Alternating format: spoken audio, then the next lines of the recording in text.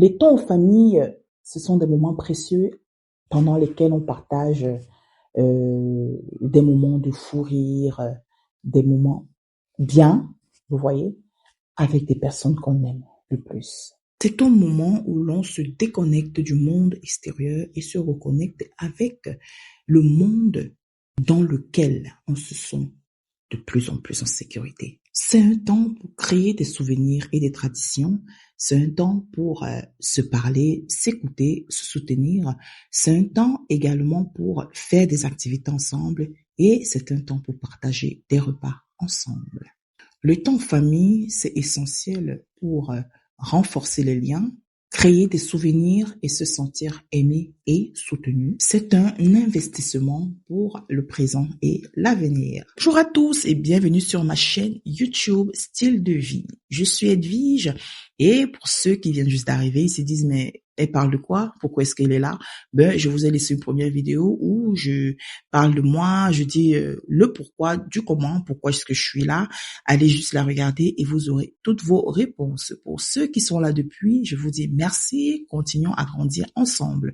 Et pour toi qui viens juste d'arriver, abonne-toi, oui, c'est pour me donner de la force et active la cloche de notification afin de ne rien rater des autres vidéos qui arrivent.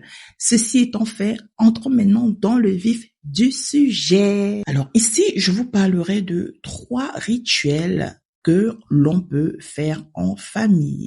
Premièrement, nous allons commencer par le dîner en famille. C'est quoi un dîner en famille? C'est juste partager un repas chaque soir avec des personnes qu'on aime beaucoup, pour discuter et se raconter sa journée, pour pouvoir étaler un petit peu comment est-ce que on a vécu des situations dans la journée, et surtout pour demander aux enfants, si on a des enfants, comment est-ce que la journée s'est passée, qu'est-ce qu'ils ont fait à l'école, est-ce qu'ils ont eu des problèmes, est-ce qu'ils ont eu des surprises, est-ce que ça s'est plutôt bien passé, ça s'est plutôt mal passé.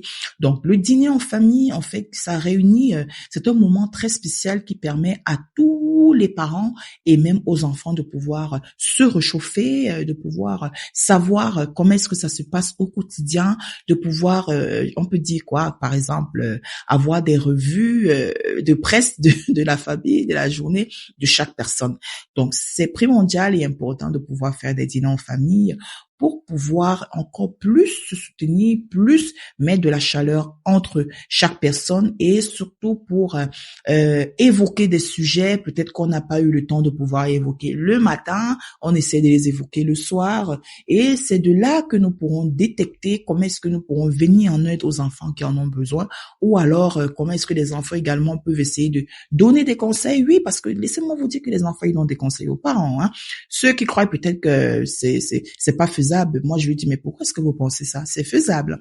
Les enfants généralement les adolescents et je dirais beaucoup plus ceux qui viennent d'être majeurs sont beaucoup plus ouverts d'esprit et comprennent mieux les parents parce que ils ont encore les esprits un peu d'enfants, donc ils n'essayent pas peut-être de juger les choses rapidement ou de juger des parents, mais ils sont plutôt aptes à pouvoir conseiller au vu peut-être des situations qu'ils peuvent vivre eux-mêmes avec leurs camarades ou leurs amis. Ils peuvent dire, voilà, maman, j'ai l'impression que, ou papa, j'ai l'impression que tu vis ça parce que peut-être tu es un peu plus faible, parce que tu as eu ça et tout. Laissez-moi vous dire, les parents. Prenons les enfants comme nos amis. Les enfants sont les meilleurs conseillers qui puissent exister. Ils ont un cœur d'amour, ils ont un cœur fragile et ils peuvent nous comprendre sans nous juger. Donc, les soirées en famille, les dîners en famille, ce sont des moments pour parler, des moments pour rire. Avec un bon repas, bien sûr, qui est servi, comment est-ce qu'on va pas pouvoir tout sortir ce qu'on a dans le ventre? Donc, favorisons les dîners en famille. C'est très, très important pour tout le monde. Je parlerai également des soirées jeux, pourquoi pas. Vous pouvez choisir un jeu vidéo ou choisir un puzzle pour se détendre, pour se rapprocher. Et je parlerai un petit peu de mon cas. Alors, moi, mon mari, par exemple, qu'est-ce qu'il fait souvent le vendredi soir, quand peut-être il va pas travailler le lendemain, il peut venir et il dit aux enfants, vu que c'est vendredi, en semaine, bien sûr, vous n'avez pas droit. Alors, vu que c'est vendredi, on va jouer aux jeux vidéo. Vous voulez qu'on joue à quoi? Au football et tout et tout. Les enfants disent, ouais, c'est cool, allez. Et franchement, c'est un moment que à chaque fois que j'observe, J'ai l'impression que les enfants, ils sont avec leurs amis, avec leurs potes. Déjà, il faudrait que le parent qui est en face de l'enfant se mette se mette dans la peau de l'enfant. Qu'est-ce que je veux dire, se mettre dans la peau de l'enfant? Pour être en complicité avec les enfants, il faut faire un petit peu comme eux. Il faut entrer dans leur univers, il faut se mettre dans leur peau, il faut essayer de comprendre un peu comment eux, ils voient un peu les choses, comment ils essaient d'analyser les choses. Et avec ça, on peut facilement se mettre un peu dans leur peau et comprendre comment est-ce qu'ils essayent de voir des choses. Et de là, l'enfant te prend comme un ami, comme un complice ou comme une complice. Donc, instaurons des soirées jeux, passons du temps avec des enfants. Ça peut ne pas être forcément des soirées jeux, ça peut être des soirées de lecture. Qu'est-ce que vous voulez qu'on lise? Par exemple, j'ai mon tout petit, parfois il me prend ses petits livres et il me dit, maman, tiens, je veux que tu me lises ça, s'il te plaît, lis-moi une histoire. Alors là, même si j'étais occupée peut-être à faire autre chose, je vais laisser d'abord ce que je suis en train de faire pour pouvoir consacrer ce temps à mon enfant parce que il est venu vers moi, ça veut dire qu'il en a besoin, ça veut dire qu'il veut que c'est moi qui lui fasse la lecture. Donc, tous ces petits moments, ça permet à l'enfant d'avoir plus confiance en lui et plus confiance en la maman ou en le papa. Donc, privilégions ces moments avec des enfants, ça nous rapproche énormément et ça nous permet de pouvoir rentrer un peu dans leur cocon et surtout de les éviter beaucoup de bêtises. Le dernier élément, cette vidéo elle sera pas longue, le dernier élément, c'est la sortie dominicale. Il faut organiser des sorties avec des enfants, que ce soit pour aller au parc, pour aller dans un musée, pour aller à l'église. Vous avez bien entendu, c'est dominical, donc c'est le dimanche pour aller à l'église, pour leur permettre ou alors peut-être au resto. En fait, organisons des sorties avec des enfants. Les sorties avec des enfants, ce sont des moments où les enfants se sentent privilégiés, des moments où les enfants sentent que c'est notre moment, nous devons être chouchoutés, nous devons être bien placés, c'est un moment où nous allons vraiment nous concentrer pour pouvoir faire ce que nous avons envie de faire. Ah ouais, c'est mon moment, moi, les parents, ils nous chouchoutent, alors allez, on va dire ce qu'on veut, qu'est-ce qu'on veut. Et ça crée de l'harmonie, ça crée de l'amour, ça crée de l'affection, ça crée de la complicité entre les enfants et les parents. Donc, mettons dans nos agendas ces moments à passer avec des enfants. Ça peut être un lundi, un mardi, un mercredi, un jeudi, un vendredi, un samedi et même un dimanche.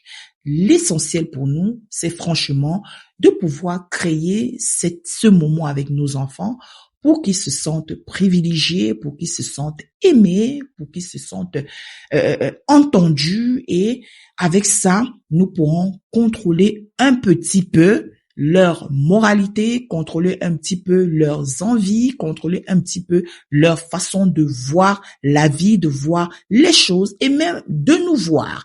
Parce que oui, nous-mêmes, on peut pas se juger. C'est les autres qui nous, pas juger dans le sens premier du terme, mais c'est les autres qui peuvent nous qualifier de la manière on puisse être. C'est les autres qui peuvent dire, tu es comme ça, tu es comme ceci, tu as fait ci, tu as fait ça.